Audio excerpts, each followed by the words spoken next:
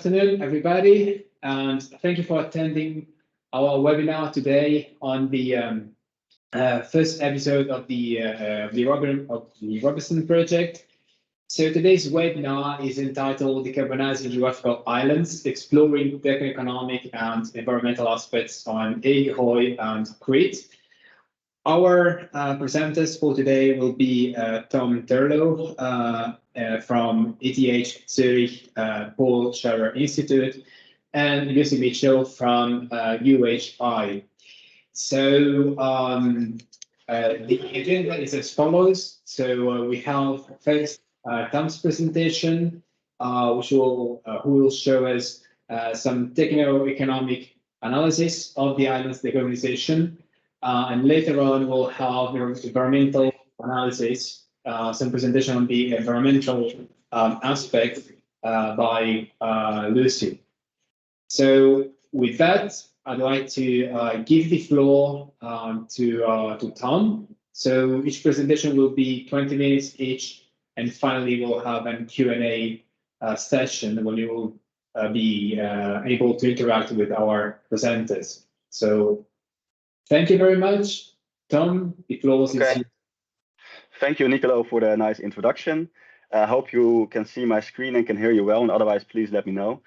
So it's my great honor to present today the first presentation during our Island Energy Forum, which is about decarbonizing geographical islands. We'll be exploring the techno-economic and environmental aspects of decarbonization in Eigerøy and Crete. I'm Tom Terlouw. I'm a postdoctoral researcher at ETH Zurich and at the Postdoctoral Institute in Switzerland. And today I will start with an introduction. I will elaborate on the background of what we did during the last couple of years for Robinson, and I will explain the motivation of our studies. And then afterwards, I will continue with the methods used, which is about the optimization of these geographical islands or multi-energy systems. And I come back later to the concept of multi-energy systems. I will also showcase some results. So the first results are on the island Eigerøy in Norway. And the second case study is for Crete in Greece. And we'll end with some key messages and some highlights of these studies. So first of all, I don't know why it's not working. Yes, sorry. So first of all, we'll start with a short background. What is currently happening in the world? Well, we have changing climates, which also leads to more extreme weather conditions, such as we see more heat waves, we see drought and wildfires. And this is all the result of the rise of global fossil CO2 emissions. And as an ultimate consequence, we also have biodiversity losses. And in addition, we also have an unstable geopolitical situation. We saw that over the last couple of years in terms of the energy crisis, where we also had attacks recently on energy infrastructure. So this all brings us to the conclusion that we need an energy transition. We need an energy transition towards low carbon energy carriers and low carbon fuels. So the decarbonization of the global energy system requires the integration of renewables and low carbon energy carriers in all global energy sectors. And emission reductions are the first priority. You see this also on the right-hand side of this slide. You see on the right-hand side that we currently use still a lot of fossil fuels, but we hope that we're going to reduce this, of course, in the future, and that we're going to phase out fossil fuels and that we're going to switch to renewables and low carbon fuels. And furthermore, also recently, the literature has switched from centralized fossil power plants towards more decentralized energy system units has been suggested. And there also Robinson come into play, and also decentralized energy systems. So decentralized energy systems can also be called multi-energy systems. And why are these called multi-energy systems? That's as the concept already says, because we can integrate different kind of energy carriers into the system. And on the right-hand side of this slide, you see an example of multi-energy systems. And I can imagine this example looks quite complicated, but it's important to remember over here is that we have different energy carriers. For example, with electricity, we have heat, but we also have hydrogen, and also sometimes syngas and biogas, which enables us to decarbonize the energy system better. As I said, multi-energy systems usually comprise different energy carriers, which I also acknowledge here with this figure. And in such a multi-energy system, we can also integrate different kind of energy storage solutions, such as short-term energy storage, for example, batteries, but also long-term energy storage. And long-term energy storage, for example, could be hydrogen storage, if the discharge losses are low. Furthermore, such multi-energy systems can be connected both to the power grid, but also off-grid solutions are possible. And with off-grid solutions, for example, there is no connection to the power grid. And the final motivation, or the motivation of multi-energy systems, is to improve both the economic and environmental performance. And during the design phase, of course, it could be helpful that to optimally design such system components and the entire energy system already, so that we also have a rough idea what kind of cost reductions and greenhouse gas emission reductions can be achieved, and also how we perform on other environmental burdens. Another connection to Robinson, well, geographical islands can be a demonstrator of multi-energy systems and decentralized energy systems. Because geographical islands are usually kind of isolated and are currently also relying on fossil fuels, and therefore it can be a demonstrator towards full decarbonization. And that's what we also did in the Robinson Horizon 2020 project. We tried to come up with sustainable solutions towards decarbonization with a real demonstration project in Eigerøy in Norway. Furthermore, we also tried to implement the same kind of aspects in follower islands, which are Crete and Western Isle. And it's also good to mention over here is that we are not only focusing on, for example, the residential sector, but we're also including the industrial sector and also personal mobility sector towards the full decarbonization of the energy system. What is important to mention in such an energy system is that we, of course, also have to sketch the system boundaries of such a system. And again, you see on the right-hand side the same multi-energy system. And in black, you see kind of the system boundaries sketched. And as I said, we try to include different kind of sectors. And because we, for example, also consider the industrial sector, we also have to consider that we have to deliver high temperature heat. And what is quite kind of a novel aspect within this multi-energy system is that we an advanced CHP unit, which can run in different mixtures of syngas, hydrogen, and biogas. And this allows us also potentially to decarbonize the industrial sector. Furthermore, as I said, in such a multi-energy system, it's also important to mention that we have different kind of energy storage mediums which can be installed, but of course also renewables, such as solar PV, onshore wind, and sometimes even offshore wind solutions are possible. And another important aspect to mention here is that also integration of hydrogen also allows us to further decarbonize this multi-energy system, and also the hydrogen can be used, as I said, in the advanced CHP unit, where it can be used for high temperature heat provision and for electricity generation. But hydrogen can also be exported or can be used locally, for example, for transport. So then I come shortly to the methods. I will not go into detail here because the time I have is quite short. But what we did during the Robinson project is that we developed a novel optimization framework, which is based on a mixed integer linear program. And the idea was actually to have the system layout of the previous slides, and then we optimally design the system layouts using a mixed integer linear programming framework. And in that way, we can optimize the system, for example, on cost or life cycle greenhouse gas emissions. And potentially, we can even optimize the system, for example, on other environmental impacts. But that's maybe a bit too academic, I would say. Furthermore, as I said, we can consider all technologies on the previous slide. And sometimes we can also consider more sophisticated constraints, such, for example, as part load ratios of a novel CHP unit, but also ramp up, ramp down, and minimum up and down times. And these are also considered for the wood gasification unit and also for the CHP unit.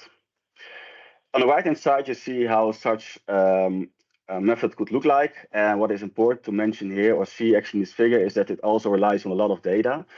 You see that on the upper part of this figure. So we need a lot of data in terms of environmental life cycle assessment, but also techno-economic data. We need generation profiles of solar PV, onshore wind, and of course we also need demand profiles from industry, from households, and also from the mobility sector. So we need a lot of data. And as I said, what is important to mention here is that we try to include life cycle analysis. I think that worked very well, and LCA is a method whereby we can consider and assess products or services over the entire life cycle. And this allows us to determine the overall environmental impacts of energy systems, but also of products and services. And the main novelty of our optimization framework is that we integrate life cycle analysis into the optimization framework to determine life cycle greenhouse gas emissions. And we can also determine other environmental burdens in a post-LCA, when we, for example, have the optimal dispatch or the optimal operation and optimal design of such multi-energy systems. So then I come to the first case study. And the first case study is in Eigerøy, which is in Norway. It's in the south west of Norway. It's an island of around 20 square kilometers, and it has around 2,400 inhabitants. And currently, Eigerøy is connected with a grid connection with the mainland, which is around 20 megawatts. And the energy consumption, the high temperature heat energy consumption is mainly consumed by the local fish industry, which is currently done with a fossil fuel-based gas boiler. And this also shows that we can still have a lot of decarbonization potential over here. And as I said, Robinson Horizon 2020 has this real demonstration project within Eigerøy in Norway, and we aim to decarbonize this energy system. And it's also important to mention here that we have different optimization incentives possible. For example, we can optimize such system on cost, but also we can optimize it on life cycle greenhouse gas emissions or somewhere in between, which I come back later to that. And on the bottom part of this slide, you see the current energy system layout, which is, I would say, quite linear. We have electricity from the power grid, and we have fuel mostly from natural gas, so liquid natural gas for the high temperature heat boiler for prima protein. Then I come to the first results. On the left, on the bottom of this slide, you see on the left side an optimization on costs. On the right-hand side, you see optimization on greenhouse gas emissions. And this is the case for Eigerøy in the southwest of Norway. And you, of course, directly see a difference, right? When we optimized the system in 2022, on cost, you see a different system layout than we, for example, optimize the system on life cycle greenhouse gas emissions. And I directly also have to say that these kind of layouts are very sensitive on the inputs you do into the optimization problem. But what you see here, for example, in the case of Eigerøy, is that with optimization and cost, we'll integrate already cost-efficient onshore wind. We'll install heat pumps, but we still also rely on a gas boiler for the industry. However, when we do such an optimization and we only consider life cycle greenhouse gas emissions as objective, we see a much more complicated energy system where we integrate different kinds of energy carriers, but also energy storage solutions such as hydrogen storage, but also battery electricity storage. And then another important thing to remember here is that, of course, we're doing this into the design phase of multi-energy systems, but implementing these technologies turned out to be much more complicated and complex. And I'll also come back later to that.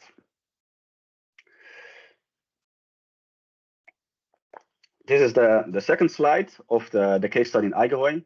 And to the bottom left, you see a Pareto front where we, on the y-axis, we have annual costs, and the x-axis with annual life cycle greenhouse gas emissions. And within this graph, you see 4 different scenarios. Entirely to the right, you see the BAU scenario, which is the reference scenario. So with this scenario, we rely on mostly on fossil fuels. And we can then run the optimization and see what we can do when we, for example, run a cost minimization. And we can then see the difference in terms of cost and life cycle greenhouse gas emissions. We can, as I said, also design a system on life cycle greenhouse gas emissions. And this is the GHG minimum. And you see when we run the optimization based on that, you see that we can reduce life cycle greenhouse gas emissions a lot, but it also comes at the expense of a cost increase. However, what is interesting over here is that we can also choose a point in between, and we did that. For example, we can also have a point in between, which is a reduction of 90% in terms of greenhouse gas emissions compared to the cost minimization. And with this point, the cost GHG 90 point, we only have a cost increase of 80%, while we can reduce greenhouse gas emissions by 73%. However, this is not the end of the story. As I said, what is interesting with our optimization framework is that we can go further than only looking into greenhouse gas emission costs. So on the right-hand side of this slide, you see 3 spider graphs. And the first spider graph is the business as usual scenario. And you see the larger the red area, actually the larger the environmental burdens are for most environmental impact categories. However, when we then shift to a greenhouse gas minimization, you see that almost all environmental impact categories have a lower environmental impact. However, there are also some environmental trade-offs, for example, on land transformation, which is identified here with LD. And that is because we need more biomass with an optimization on life cycle greenhouse gas emissions, because we need the biomass, for example, in the advanced CHP unit to produce high temperature heat and also electricity. So this implies that we need a life cycle assessment beyond operational greenhouse gas emissions, and also that we need to determine environmental trade-offs. And here in the new figure on the right, we see the different kind of scenarios on the x-axis, and on the primary y-axis we see the cost, and the secondary y-axis we see the life cycle greenhouse gas emissions. And the 2 bars are for each scenario the cost. The left bar are the costs, and the right bar are the greenhouse gases.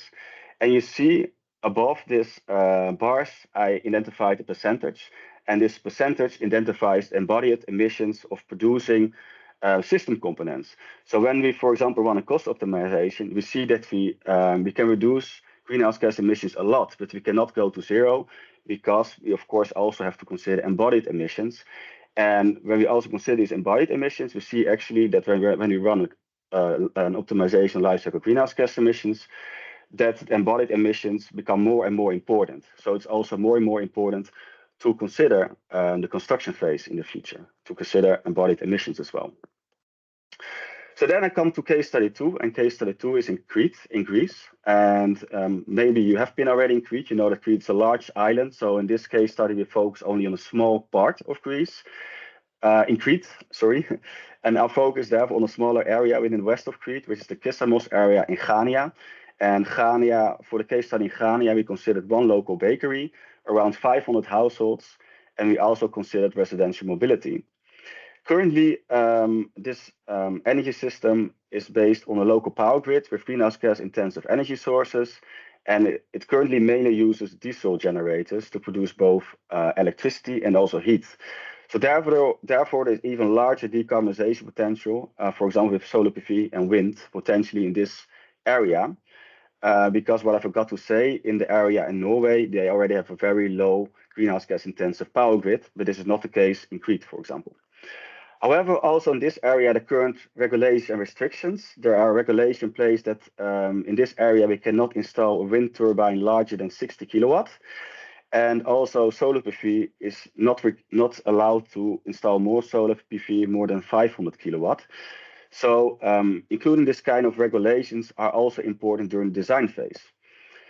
And as I said already before, we focus on the local bakery industry, which currently rely on a diesel boiler here. These are the first results we have from the case study in Crete, and I have to also admit these are really preliminary results, so they can be changed later. But I just want to show them already. And what I want to show here in this graph to the right, where we have different scenarios, again on the x-axis, on the primary y-axis are the costs, and the secondary y-axis are the life cycle greenhouse gas emissions. And you also see different kind of colors. In the green colors, you see an unconstrained optimization, and in gray background colors, you see constrained optimization. And the differences between these scenarios is that with a constrained optimization, we consider the local regulations in terms of maximum onshore wind capacity that can be installed, and also for solar PV capacity that can be maximally installed. And what you also see is that we divided the optimization framework to run for the industry, but also for the entire multi-energy system. And what you directly can see here is that we have a business usual scenario to the left, and that we can also run a cost minimization, a greenhouse gas minimization again. However, what I want to show here is that with a constraint optimization is that you actually diminish the amount of greenhouse gas emissions, which can be the reductions which can be achieved in such a multi-energy system, also for the industry, for the bakery. In general, we see that large greenhouse gas emissions and cost reductions can be achieved in Crete. So greenhouse gas emissions might be reduced by almost 90%, and cost reductions can be reduced by almost 30%. And this is mainly because we can install more renewables. And when we install these renewables, we can phase out fossil fuel boilers. However, as I said, the location-specific regulations limit the actual decarbonization and cost potential in these case studies. Furthermore, what's also interesting to show here, entirely to the right of this figure, is that we have an off-grid solution. And as I said previously in my presentation, with the off-grid solution, this is not connected to the power grid.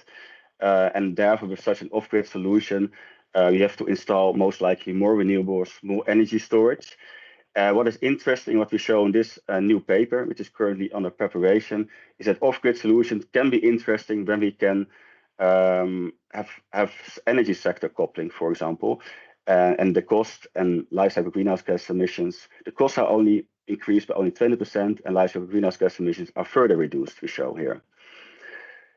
Again, this is not the end of the story. It's important to mention, as I said, that we should not only focus on cost and life cycle greenhouse gas emissions, but that we also should look further, and that we can also look into other environmental impact categories. And what I want to show here is that for the off-grid solution, that we also have some environmental trade-offs. And one environmental trade-off, which I want to point out here, is to the right-hand side, to the bottom of this slide, is that when we install more renewables and also more energy storage mediums, we likely also have to oversize these energy storage mediums, renewables, and energy system components. And therefore, we also need more materials. And such environmental trade-offs can also be determined with our optimization framework. So then I come to the end of my presentation today. I will want to end with some highlights and key messages. So we developed a novel optimization framework for designing multi-energy systems, considering different boundary conditions. We both consider life cycle environmental burdens, but also a wide portfolio of technologies. And we applied the framework on 2 geographical islands, which are Eigerøy in Norway and Crete in Greece. We found that strong greenhouse gas reductions are generally achieved for marginal cost increase. This was the case in Eigerøy. And both cost and greenhouse gas reductions can be achieved in Crete with beneficial characteristics. However, the real potentials are typically reduced due to location-specific regulations. This was the case in Crete, and social acceptance was more or less, and the business case were the issues in Eigerøy. And we also found out that multi-energy systems analysis require analyzing non-climate change related impacts. So we found trade-offs, for example, when we only did an optimization and cost. We found trade-offs, for example, on land transformation, but when we also ran an optimization of life cycle greenhouse gas emissions, we also sometimes found trade-offs in terms of material utilization, and therefore focusing on operational environmental impacts and greenhouse gas emissions is usually not sufficient, and therefore multi-energy system designs and assessments require a fourth life cycle assessment beyond life cycle greenhouse gas emissions. And also we should consider the entire life cycle and not only focusing on operational phase, as I said earlier. Furthermore, for the case study in Crete, we also show that it's important to consider location-specific constraints, such as regulations and social acceptance. And finally, I want to end with that our optimization framework can showcase the potential cost and decarbonization potentials, but also the environmental trade-offs, which can be reached with such optimization choices. And I want to end with is that we also have the idea to, of course, also publish everything open access in the future so that everyone can use it. Then I would like to thank you all for your interest and your attention, and please feel free to ask any questions. Thanks a lot. Thank you, Tom. Very interesting presentations, and I'm really looking forward to read your paper when it will be published later on this year. So best of luck in advance. So before going to the Q&A, as I said before, I propose we go to the second presentation of Lucy, and then we will be able to interact with our presenters. So thank you again, Tom. Lucy, floor is yours. Excellent. I'll just share my screen.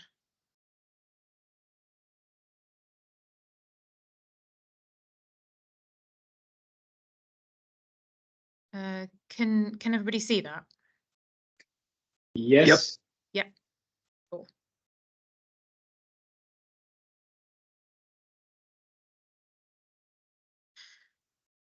Okay, brilliant. Yeah, my name's Lucy Mitchell. I'm a postdoctoral researcher at the University of the Highlands and Islands. So I'm based right up on the north coast of Scotland. We have a lot of new renewable energy devices being tested on the coast up here. We're currently being battered by all the storms that are crossing the Atlantic, and I hope the weather isn't as rough with you as it is up here. So I'm going to be talking about the ecological or the environmental assessment impacts side of things, part of work package 5 of Robinson. So we're taking a slightly different angle now that to the one that Tom has taken, where he's directly looked at the kind of the life cycle assessment of the devices, and I'm going to focus more on the environment and the species concerned. So I guess to kind of set the scene for some of you that maybe aren't ecologists, why do we want to look at the ecological assessment of Robinson? We're talking about devices that are being installed in a new location, novel devices. These are going to be really positive for reducing carbon, reducing fossil fuel use. So this is really important to remember. But these systems can impact wildlife. They can impact positively as well as negatively. So we're not just looking for negative environmental impacts. We're not assuming that these things are going to be negative, even though that there are quite severe negative impacts of some types of energy generating device.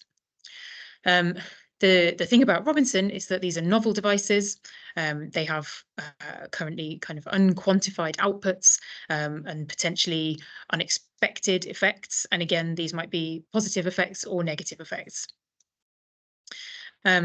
These might be really small scale effects. This is an installation that's going in quite a small area, so it's likely to be quite localized.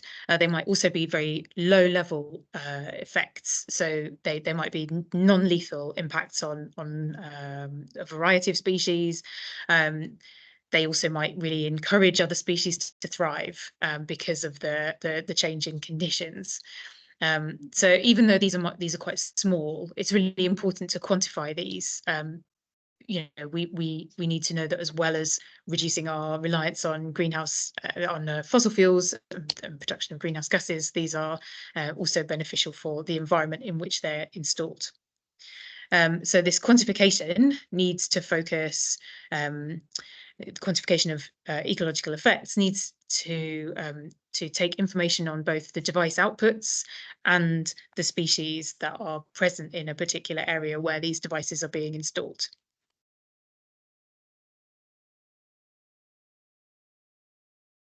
So I'm just waiting to move on to the next slide. There we go. So this lack of device information can because these are novel devices, there can also be a lack of ecological data, so that we don't know what species are in an area, and that can compound the lack of information on the outputs from the renewable energy devices. Okay, so how do we deal with this? How do we deal with not knowing, basically? How do we prioritize what we're going to do? We need to find methods that don't rely on having loads of detailed environmental data, loads of detailed survey data, but we're going to use the best available data, and that data is going to come from the literature that's already published.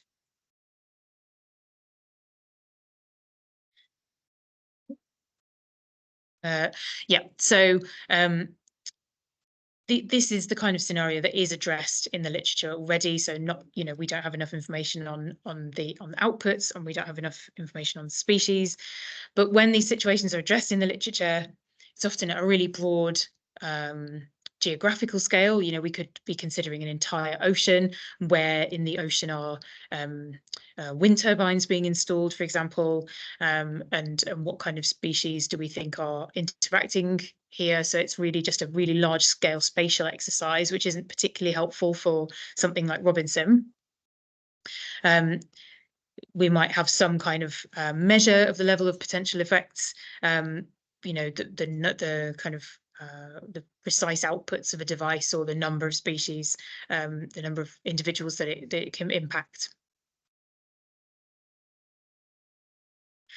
We can use something like this matrix to think about what kind of analysis we can do, think about how we match up the different data that we've got. So you can see at the bottom, on the x-axis, as it were, the quality of the pressure data. So what information do we have on the pressures that are impacting the environment? Sometimes we've got almost no data, which is the situation here. And then, you know, we're going to look at whether we can attempt quantitative assessment of effects, or whether we're actually looking at you know, semi-quantitative, qualitative, whether we're bringing in other people, you know, to build an expert panel to give their advice on what the potential effects might be. And these are completely different kinds of analysis that give totally different types of output on ecological impacts. And sorry, I'll just go back to that. Because we have no data, no quantified quantitative data on either the species or on the outputs of the devices, we are probably looking at something more like a qualitative study. But the slight problem with this, and I'll talk about this a bit more when I talk about the methods that we have used, when you bring in sort of supposed expert knowledge, there's a lot of subjectivity and there's a lot of bias based on what people's experiences have been. And actually, we really want to take quantitative data from the literature and use this to build a more sort of semi-quantitative, qualitative assessment of environmental impacts based on what people have seen elsewhere. So that's what we set out to do. We wanted to have a really nice streamlined process, a desk-based process, so that we can focus how we monitor and how we gather data on site on these ecological impacts. So we want to take all of the available evidence from the literature and use this to inform what we do in the in the ecological assessment of the Robinson project. That's the main part of what I'm going to talk about. Just kind of latterly, I'm going to talk about our kind of baseline ecological data gathering exercise. So what methods we've decided to bring in to rapidly gather information about biodiversity on site that could actually really facilitate a direct assessment of ecological impacts. So this is the first part. This is the sort of semi-quantitative, qualitative assessment of ecological impacts. We've actually termed it more ecological monitoring needs. So because we have no data and we need to gather data, this sort of initial desk-based process is to look at the things that might need data collecting about them. Basically, we really have no information at the moment and we need to start from scratch. So we're dealing with multiple components, we're dealing with novel components, we're dealing with contrasting elements, you know, devices that do different things and will have different impacts that could affect species living in the area differently. We have no data on the pressures and we have no ecological data. So these are all things that led us to using these particular methods. And we implemented a 3-stage procedure. We started with what we thought were the most likely impact pathways, and I'm going to tell you how I've defined those impact pathways. We then took these impact pathways to build up an evidence base from the published literature. And then lastly, we built a receptor sensitivity index, where we looked at all the species that we could possibly find in that area and kind of scored them to prioritize the species that we feel are most likely to experience an impact from the installations. So what do I mean by impact pathways? It's a really common ecological kind of consultancy term that we might use when planning a development or trying to look at cause and effect. So an impact pathway, it's the sort of chain that links the thing that is causing the pressure, so the activity. So this might be a novel device going in of any kind, so that something that is causing a change in the environment that then kind of has a knock-on effect on other things in the area. So this is my kind of set of impact pathways that I drew up. I had three main ones. So the top one concerns any potential wind turbine that might go in. The second one is to do with the ADBES unit, and the third one is a kind of combined noise impact of all the devices that go in together. And I've created these kind of pathways, thinking about what would come out of these devices. You know, what's the aim of them, and what knock-on effect might that have on the environment? So particularly focusing, maybe let's have a look at impact chain 2 with the ADBES unit. That is looking to use wastewater and will ultimately result in hopefully cleaner water going into the harbour area, hopefully reduced chemicals, reduced nutrients, which have led to very poor water quality. This will undoubtedly have a really positive impact, hopefully on all of the fauna that live in the water. So you know, lots of invertebrates, but also fish and also plants. But I think it could be a really complex impact chain, whereby there are some bird species particularly that can feed very profitably in this quite poor quality water, because there are lots of nutrients, and there are lots of things that plankton, and also particular fish, particular invertebrates that thrive in those environments. So we could see a really interesting change in the bird fauna that are present in that area as a result of this ADBES unit. So this is the way that we structured our initial impact pathway assessment, and we used all of these terms in these different pathways to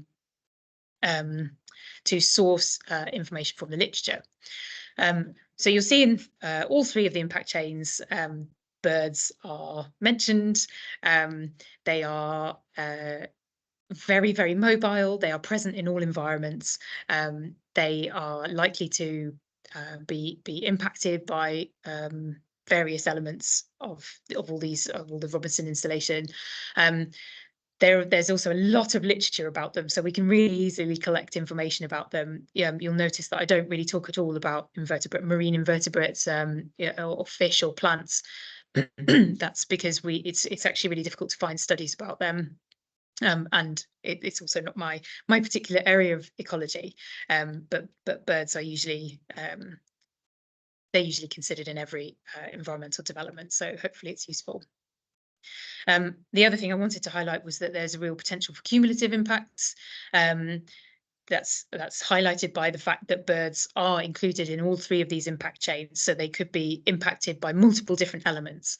And actually, the end result of that, we don't know. That's quite complex. The ecology is very complex and full of these kind of not straightforward linkages between different species and different outputs. So there are lots of different devices going in, and so there's always the potential for a sort of cumulative change in maybe species distribution or behavior.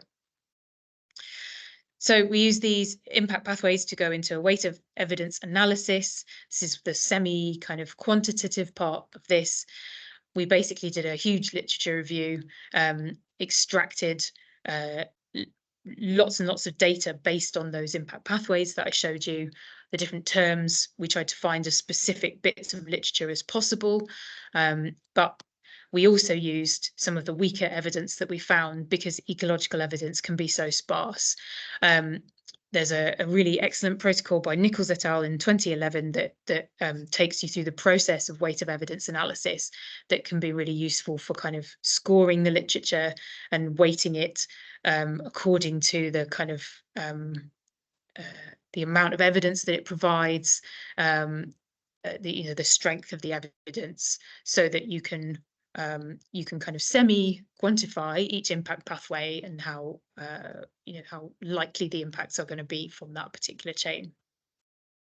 This is the workflow that we followed. So we obviously started with what our questions were at the top, what our hypotheses were for these different impact pathways. So what are the ecological impacts of Robinson Project? Thinking about all the different devices, what are the impacts of the AD-BESS unit, given that it's removing nutrients from the water. We asked really explicit, really detailed questions of the literature, and taking into account the particular cause and effect relationships. And we built a really detailed catalogue of all the evidence. And then right at the end, I'm moving through this quite quickly because it's quite detailed, but then we get to point 7 at the end, which is the really important bit, which is where we're weighting evidence on strength of evidence and the likelihood and relevance to our particular ecological situation. And then we kind of assess support for the different impact pathways. These are our different kind of weighting categories. So we've got in the top table from left to right, we've got the 6 categories that we weighted particular studies on. They could go from as little as a score of 0 if there's just no there are no control locations, for example, whereby the study hasn't taken a kind of control and impact structure. All the way up to a really high score where they've got loads of control locations and it's really, really relevant for the taxa that we're considering and the habitat and the geographical location.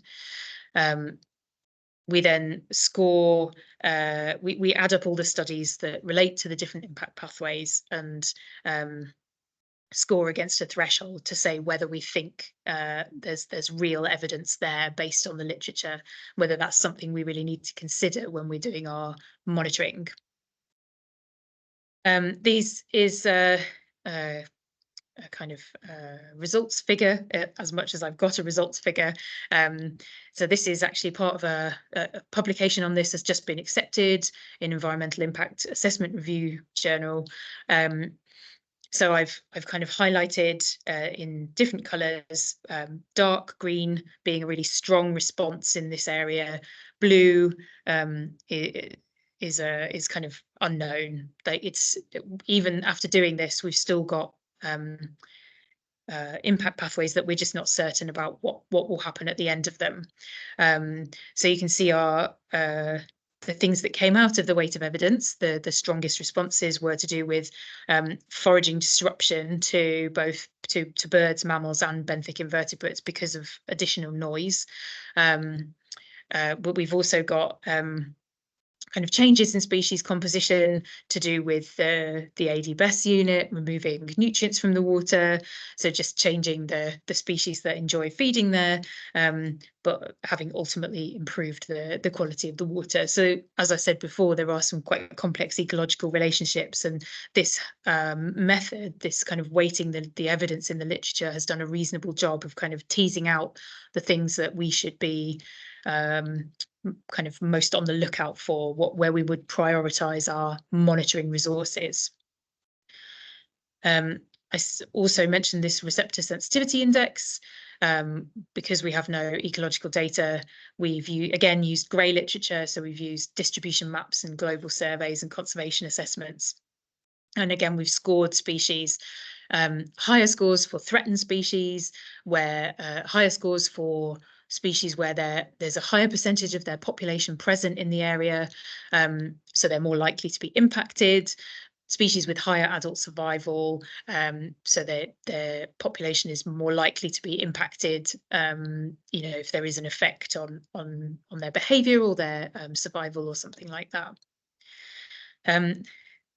Again, this is limited. It's really difficult to find grey literature on benthic invertebrates, for example, and lots of species of fish. You know, they're just, there's so little kind of ecological information about some of these species, but birds, there's loads of information. So we could create a really nice sensitivity index because we can source so much information. This is what our receptor sensitivity index, our kind of final table looked like.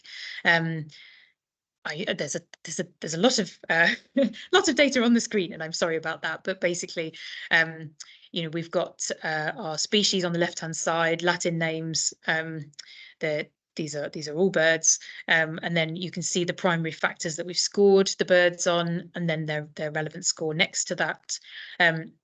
And basically, if you just look at the right-hand column, where the total is, and that's our final sensitivity index score, so that we're saying the species with the higher numbers are the more sensitive species that we really need to be prioritizing when we are monitoring change in the environment. So the most sensitive species at the top are actually water birds and seabirds, because they're very much present in that area, and they're also habitat restricted. We're going to just briefly have a look at how they're aligned, this receptor sensitivity index and the impact pathways. You can see that in the impact pathways, we've got waterfowl and seabirds, and they also come up in our receptor sensitivity index. So we know that for our targeted monitoring going forward, these are the groups of species we should be looking at. Nicola, I saw you. Did you put your hand up? I run out of time. That's fine. Yeah. Yes. That's the end of the first bit anyway, so we can finish there. Okay. Thank you very much, Lucy, for the very highly detailed presentation of your studies. And the presentation, I was aware that you are going to publish very soon in the journal. So with this, I propose we open the floor for any questions you may have to Tom or Anne or Lucy. So please feel free to raise your hands. Just quickly identify yourself, and then just ask you the question.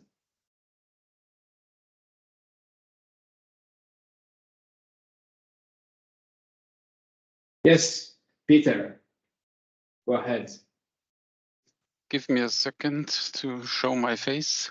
I hope there is not too much background noise. I'm already at the airport, actually, to end up in Brussels already tonight.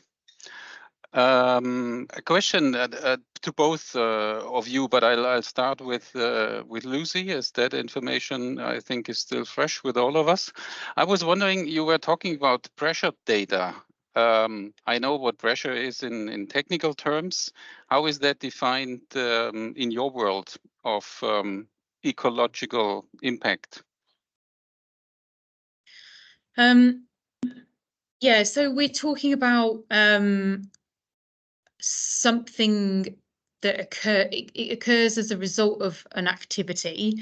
So it could be, so when we're talking about Robinson, for example, we've got devices that are producing noise, for example, and the noise would be the pressure, and the pressure is something that we're expecting to cause a change in behavior or distribution or numbers of a particular species.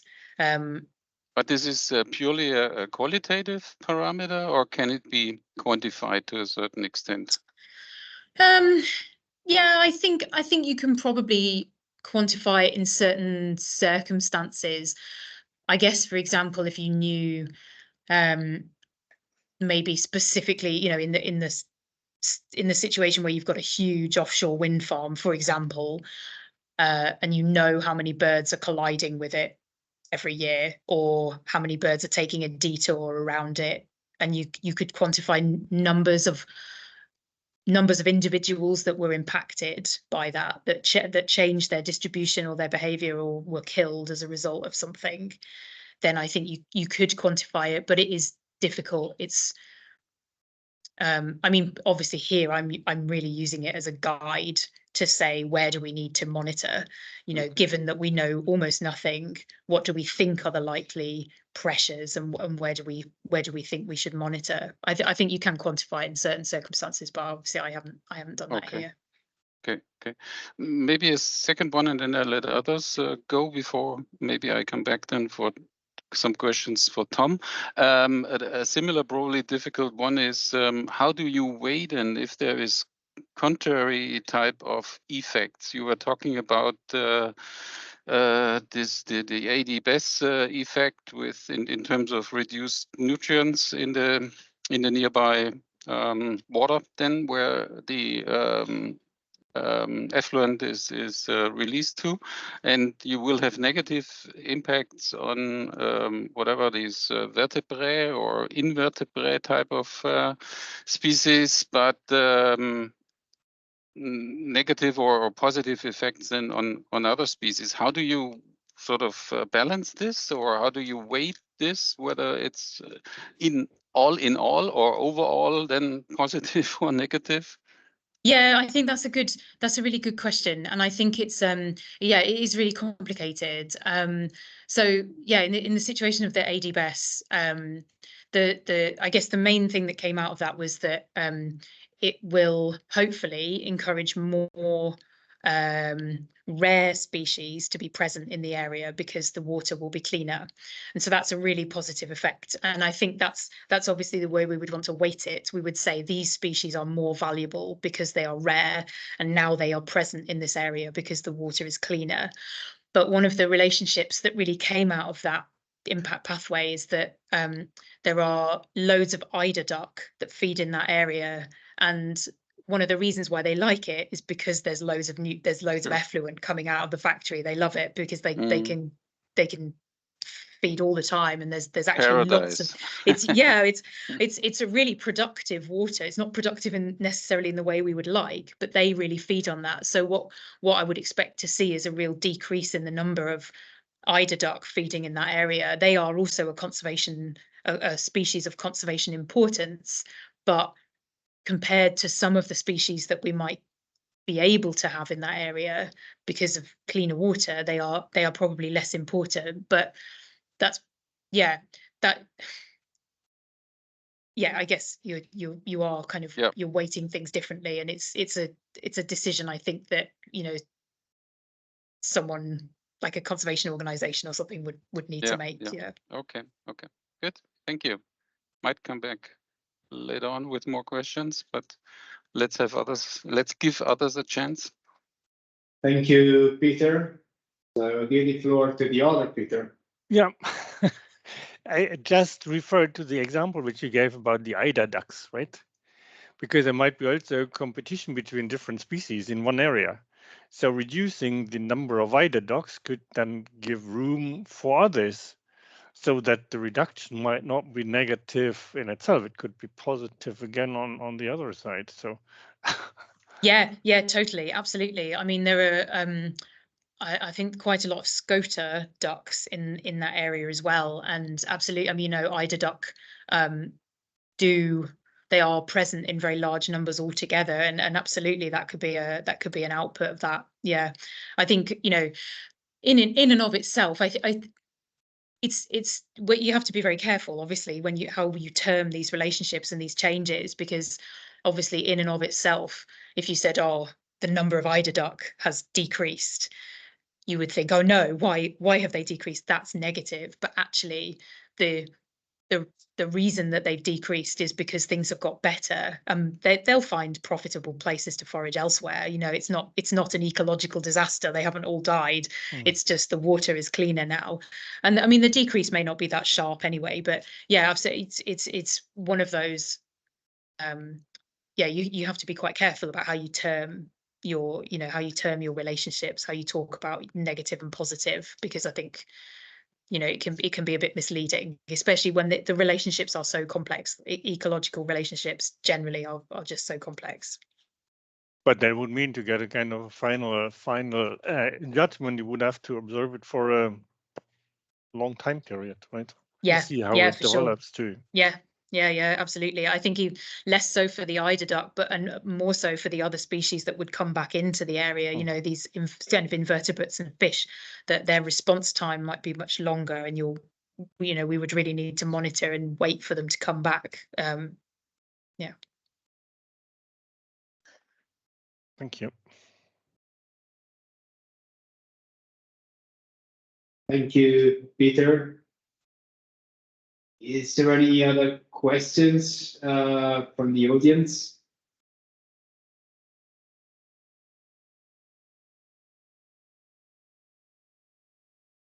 I would have more for Tom. Sure, Peter. Just hopefully entertaining everyone.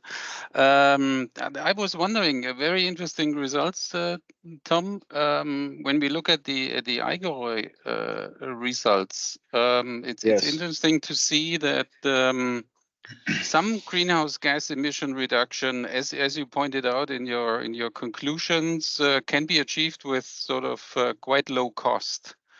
Exactly.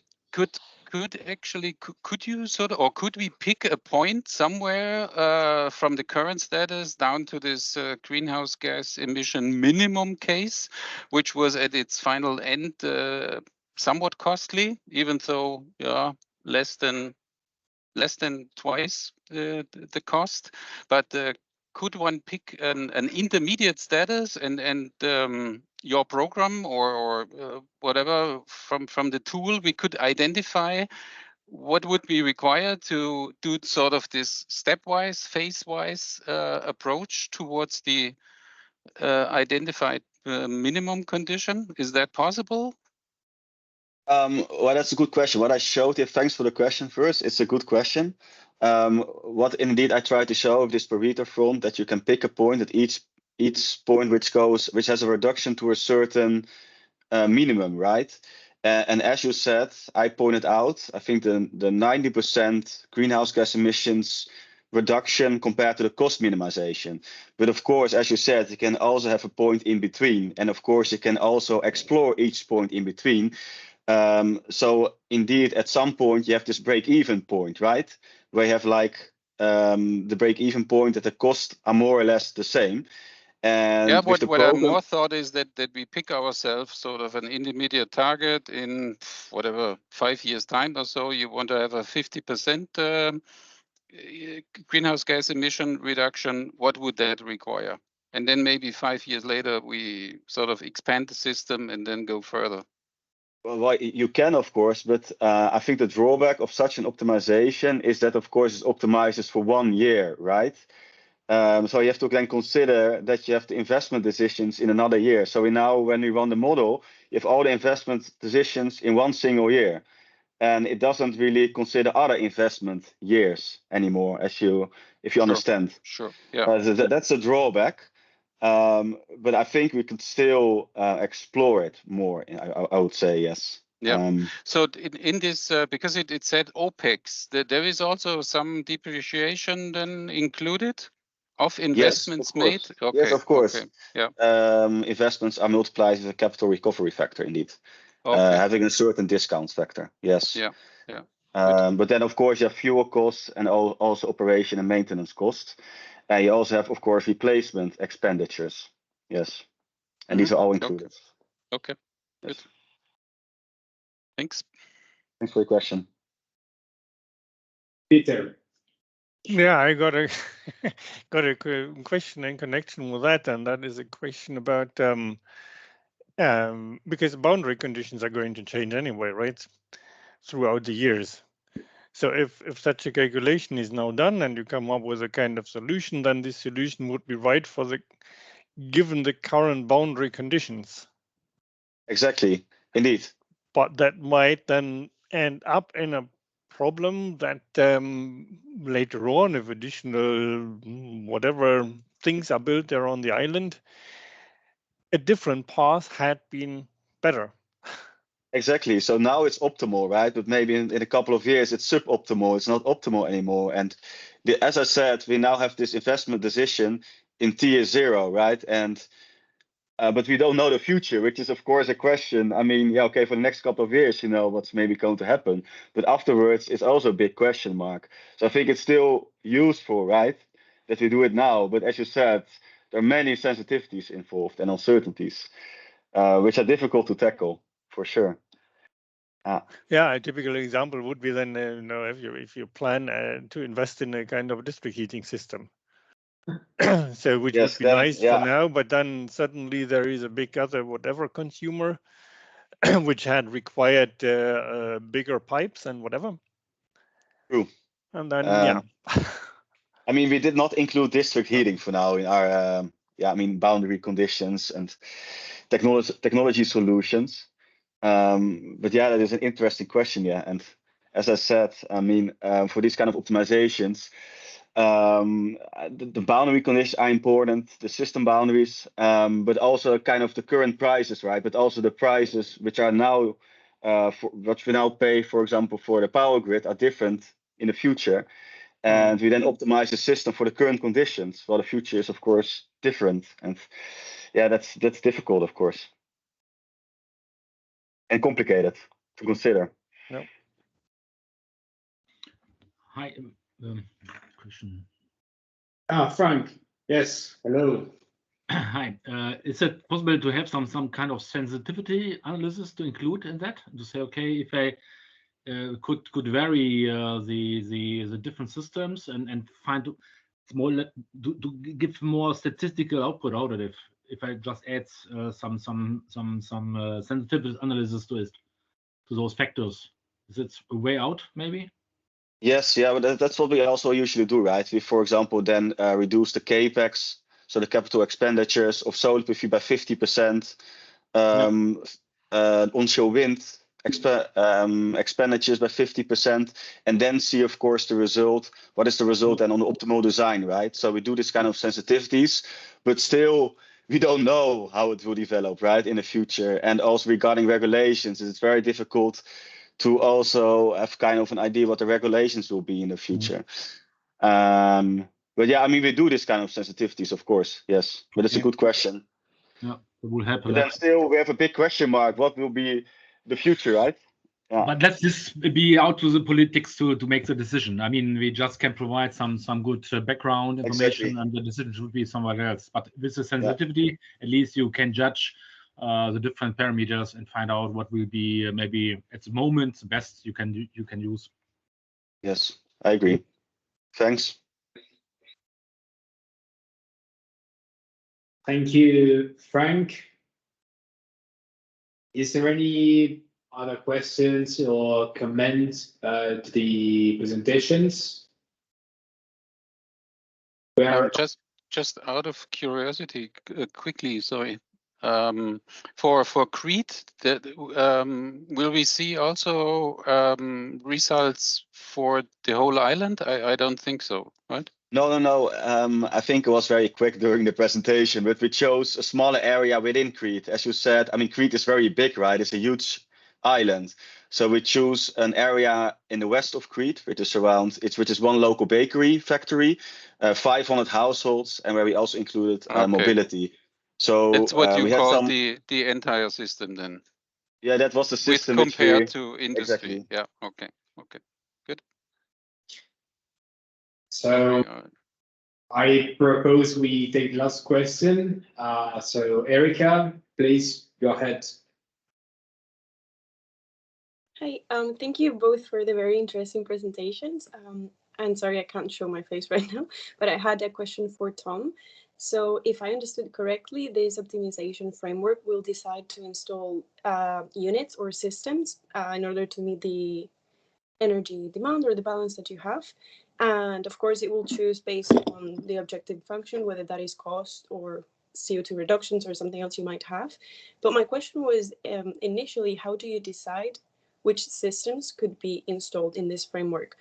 Is that from literature, or did you perform a sensitivity analysis? And by this, I mean whether to generate electricity, for example, you might have a CHP or just electricity generator or electricity storage. Which types of technologies, how did you choose those technologies to have in your framework? Thanks for your question. Well, basically what we decided in terms of technologies to be included, to be potentially installed, they are based actually on the Robinson solution. So for example, in the case of Eigerøy, we included kind of all system components which we considered to decarbonize for this island. And we expanded this kind of technologies a bit more. So we also explored a bit more technologies, right? But it was more or less based on what are the technology solutions proposed in Eigerøy and Crete. But we also expanded kind of technology portfolio. But as you said, it of course also matter a lot whether you include a certain technology or not, right? And I'm sure there are more interesting technologies which can be included. But of course, what you also have to keep in mind when you're going to develop such optimization framework, the more technologies you're going to include, also the possibility that the optimization becomes more complicated and complex is also there. So there's always kind of a trade-off, right? How many technologies can I include? What kind of constraints do I include per technology? And is the solving time still okay, I would say? And this is kind of a trade-off which should be considered as well.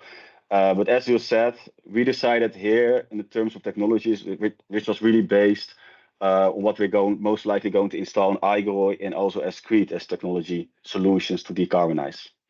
I hope this answers your question. Yes, thank you. Welcome. Thank you. So I do not see any further questions or comments from the general audience. So as we are running a bit out of our time, I propose we close the webinar now. So thank you very much, Lucy and Tom, for your very interesting presentations. I will share with you, participants, the presentations and also the recording of the webinar. We are currently also organizing the next 5 episodes of the Robinson webinar series, which are about to take place this year. And please stay tuned, follow our social media, and just the updates on our project. Thank you very much.